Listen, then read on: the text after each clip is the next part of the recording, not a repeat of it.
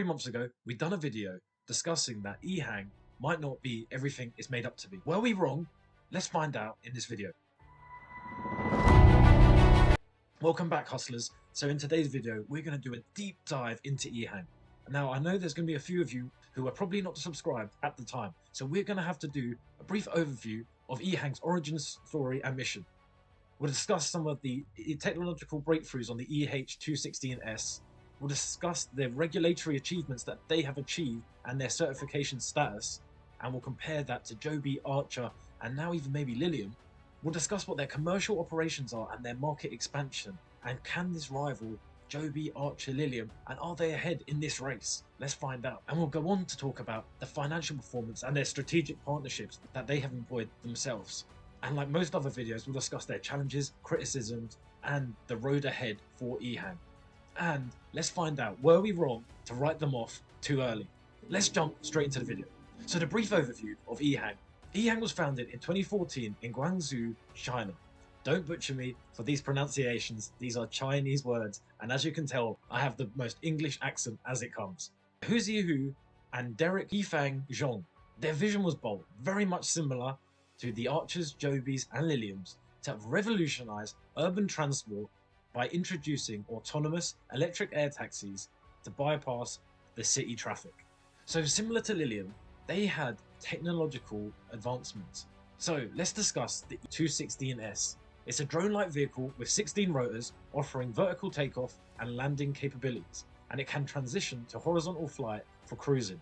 One of the standout features is its fully autonomous operation, controlled by Ehang's sophisticated flight control systems, which include advanced obstacle avoidance and route planning.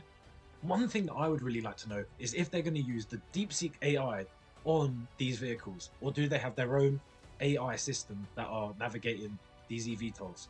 It is funny though, because compared to the Joby and Archer model, they seem very happy with going with the fully autonomous off the bat. And I don't know if that's because of Chinese regulations are maybe slightly less stringent, or if they're just very happy and capable to provide a fully autonomous eVTOL. Very much like the Joby and Archer models, the EH216 has multiple propellers and has got a built-in redundancy to ensure safety in any single rotor fails. Like all eVTOLs, it produces significantly less noise, no emissions, and aligns with the global push for sustainability. So, the big question in eVTOLs is the certification, and where are Ehang? So in October 2023, Ehang became the first company to secure a type certificate for an unmanned eVTOL from the CAAC, the Chinese Aviation Authority Commission, proving that the EH216S design and safety. Their production certificate was in April 2024, and it marked another first with production certificate, another allowing Ehang to mass produce with CAA's assurance. They also received the standard airworthiness certificate that each of these EH216 units is safe to fly. Compared to all of the other eVTOLs in the industry, this is revolutionary. They are the first to market. These certificates are not just a badge of honor, but essential for upscaling from prototypes to commercial fleets, and they will get the first mover advantage on the commercialization of eVTOLs. So you would think with this first mover advantage, it's a no-brainer that Ehang is the eVTOL company that's going to take the market by storm. They have such a long period before Joby, Archer, and Lilium will get their type certification, so surely it's a no-brainer. Well, let's discuss some of their commercial operations and market expansion to find out where they sit. So Ehang has initiated operations in several countries with significant moves in the UAE, Thailand, and China, showcasing the EH216S for tourism, urban air mobility, and even emergency services.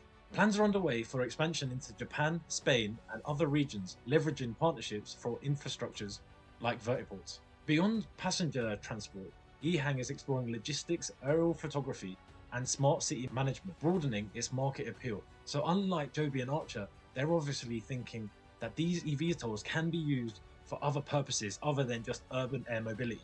But this doesn't mean anything unless the financial performance backs it up. Ehang have reported significant revenue increase this year, with Q4 expected to see revenues at approximately $23 million and 187% year-on-year increase. This signals growth but also they've incurred net losses due to the research and development of this technology. Some of their partnerships include Shanghai Automobile for flying car tech, cultural tourism in China, and collaborations for vertiport infrastructure, each aimed at different aspects of Ehang's ecosystem. A notable partnership for Guangzhou Greater Bay Technology for ultra-fast charging batteries that could redefine eVTOL practicality. Now, as I discussed at the beginning of this video, they did face some strong criticism earlier on, but let's discuss it now and see what you guys think. So critics like Hindenburg Research questioned the validity of Ehang's order book, suggesting many orders might not materialize into sales, impacting stock valuation. Despite revenue growth, Ehang's path to profitability is scrutinized, with high research and development costs and the need for significant capital investment in production. They've also questioned the current certification. The current certifications come with operational restrictions, limiting where and how to fly, potentially hampering the commercial scalability. And then obviously the main problem is how competitive this space is and the markets that they're going to struggle to get into, such as the US, now with the new tariffs because of Donald Trump. So what does the road ahead look like for Ehang? They're going to have to keep innovating, not just in flight tech, but in battery life, autonomy, and cost reductions, most importantly, to stay ahead. They'll also have to prove that market demand goes beyond the pre-orders into real revenue-generating flights, and this will be crucial for them to become the major player in the eVTOL market.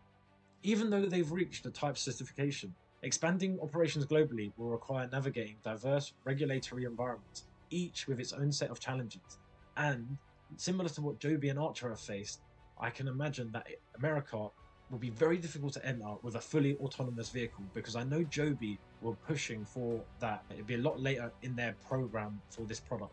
Joby have stated to crack into the American market would be easier to do it with a pilot first and then to move to an autonomous vehicle after. But if Ehang are able to do the autonomy in China and prove that it works and it's as safe as a piloted eVTOL, I can't see how the regulatory bodies could stop them from entering.